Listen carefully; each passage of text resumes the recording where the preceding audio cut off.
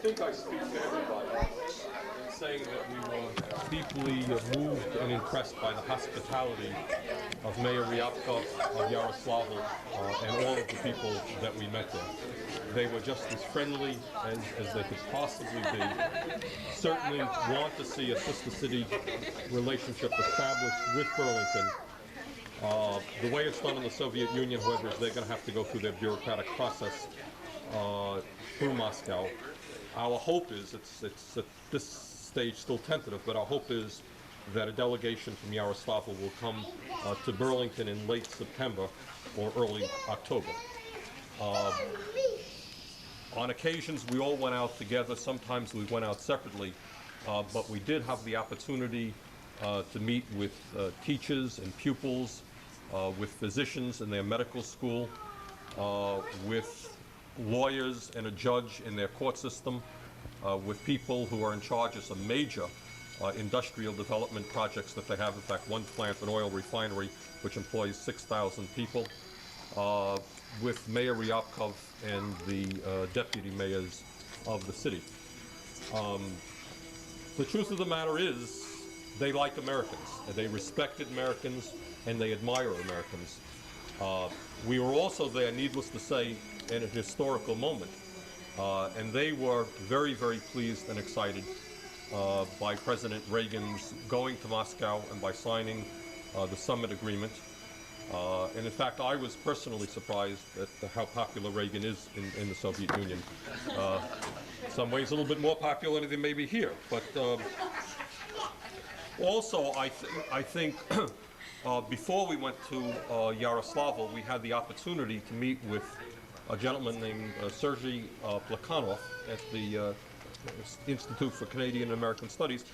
And we were impressed there and throughout the entire process at the openness of Soviet officials to acknowledge many of the problems that they had. I think I went there expecting them to say, well, everything is great, there's no problem, but that certainly wasn't the case. They're proud of the fact, for example, that their healthcare system is free, but they would be open to acknowledge that it is probably 10 years behind the United States in terms of medical technology, and they would very much, I think, love to see some of their physicians come to Burlington and some of our physicians go there. So they're proud of their achievements, but they are also very free to admit that by no stretch of the imagination are things perfect. They've got a lot of work to do. Also, while we were there, history is undergoing Soviet history is undergoing some major changes right now. We brought back with us a couple of copies of a newspaper they're called Moscow News, in which you're seeing enormously strong criticisms of the present Soviet establishment. And the need for major democratization in their country. And I think that whole process impressed many of us. And it was just an exciting time to be in the Soviet Union in addition to everything else. What was your impression of the Soviet Union before this trip, and did it change after the trip? To be very honest with you, 10 days doesn't make any of us an expert on the Soviet Union, and I don't think that I was an expert before I went either. I was impressed by the friendliness of the people and their respect and admiration for Americans. They really do like Americans. And over again, and this is something that I think others will confirm, they are very nervous about war. They don't like war. And in at least two cities, we all went to the Leningrad Memorial, which is a memorial in honor of I think it was 700,000 people who starved to death during the siege of Leningrad. And when we were in Yaroslavl, one of the very first things that we did was jointly dedicate a bouquet of flowers to the war dead of Yaroslavl. They lost 22 million people in World War II, and they have not forgotten that. And I think want to make sure that another war doesn't happen. So I would say, to answer your question, Enrique, I was impressed by their friendliness toward Americans, and they're really wanting, hopefully, to work with us, and their excitement about this summit agreement and their hope that out of this will come a closer relationship with the United States. Impressed or surprised as well? Both impressed and surprised. Are you still planning on coming to the I would be happy to if you would like me to. Yeah. Okay. I need to go and get the show on the way. Okay, that's what time, 11 o'clock? Well, a few minutes before, that would be nice. If I Thank fall you. asleep on the air, then you forgive me. I'll tell Alex, While thanks. you were gone, there was an AP story that came out of Yaroslavl, and they talked about it. Was right after the summit, and they said there's no hot water, there's no food. It was this whole. What was your experience? Was it, Oh, well, well, obviously, that there was no hot water and no food. yeah. And I read the story. It was a terribly inaccurate story. the people were going back to, like, having to go to Moscow. That sort of everything had been fixed up for the summit. Now that it was over, there was people. You know, I can't, none of us did an exhaustive study of living conditions in Yaroslavl. Our impression, and please correct me if I'm wrong, you have people here, Republican, Democrat, and so forth and so on. First of all, it's a very beautiful city physically. It is a beautiful city, right on the Volga River.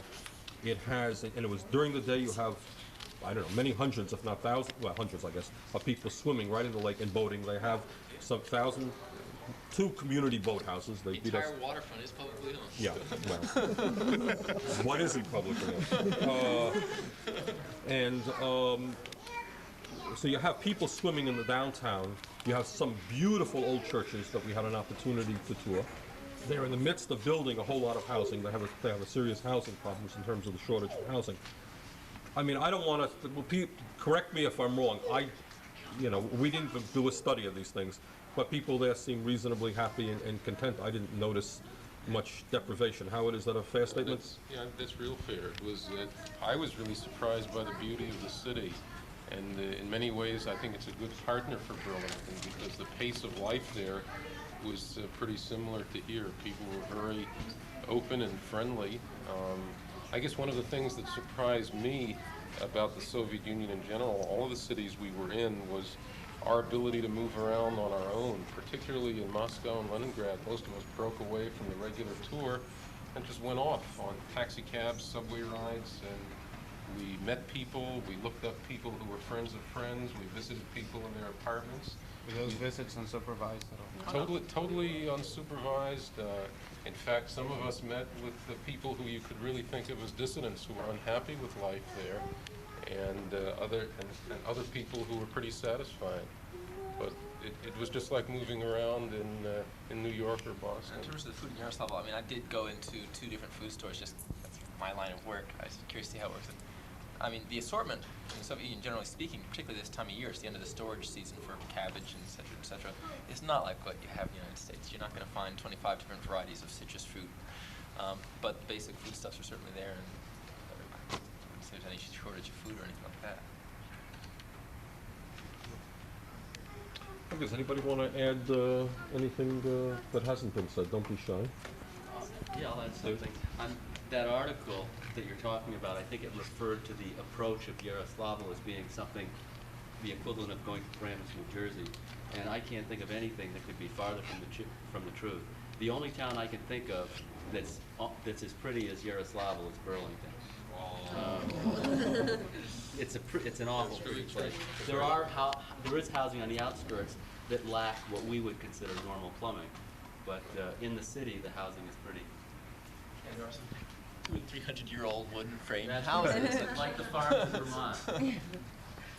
What do you think was accomplished? Oh, as a result of this? I think a lot was.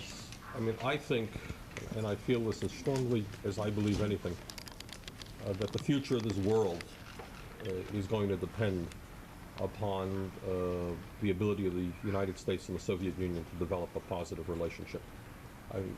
One of the interesting things that happens is when mayors get together, when city officials get together, is they always complain about not having enough money.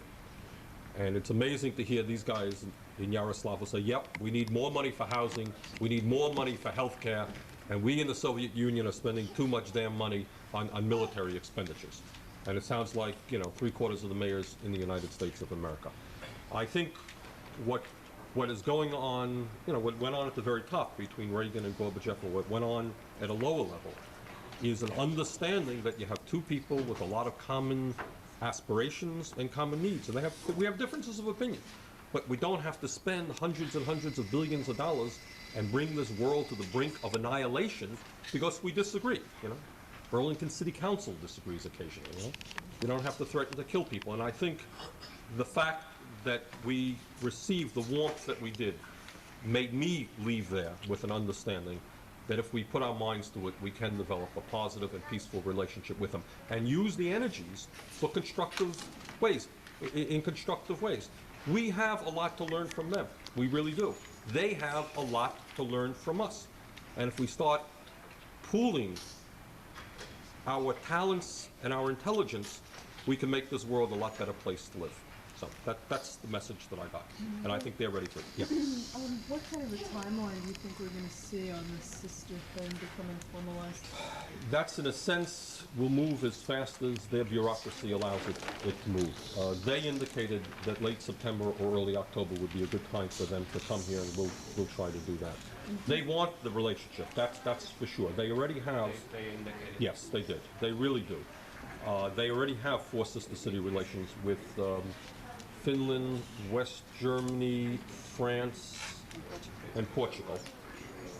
And they take that stuff very seriously, and they would like the relationship. So all that has to, and I think it will happen, it just has to go through Moscow. That's the way it is done in their So country. did the trip help to expedite that? Yes, it did. In fact, we are moving much faster in this process than most, much faster. It often takes, if I'm not mistaken, where's David? Is David here? I think it often takes several years to bring this about, and we might have it in 7 or 8 months from beginning to end. So we're moving very, very rapidly. And one of the ways you move rapidly is to go. That's the way it's done. Do you think that when they come in September, October, that could Yes, be the if they come, actual yes, signing? that's what it would be, exactly. Okay. And would it be people like the mayor or the equivalent, or? I think he would give his right arm to come. I think he would like to come, but I don't know who makes those decisions. I honestly don't know. And also, what do you see, I mean, we know what the sister city relationship with Puerto Cabezas is like. What do you see happening in this one? This is very in different than there? Nicaragua. This is really a very different one. Nicaragua, you know my views on Nicaragua. Nicaragua is a very, very poor country. And the heart of our sister city relationship there is basically to provide material aid to those people. With the Soviet Union, we're not going to be providing them with material aid. Basically, it is an attempt to bring the two peoples together to get to know each other better. And the possibility of real trade. Howard's even, talked to some of the people, and others did, about the possibility of developing an economic relationship. It's not going to be simple, but that's certainly something that we would like to see. And under Perestroika, their local factories are now given a lot more freedom than before. So it is not going to be quite as complicated. And if that could happen, that would be extraordinary.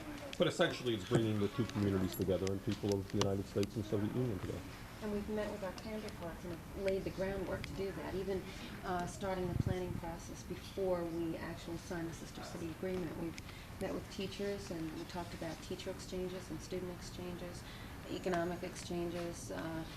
As a matter of fact, we've even gone so far as to set up some different things that we are going to have our students study together, write reports and exchange them with our school over there. So there'll be a lot of things happening between now and September. It's not just sitting and waiting.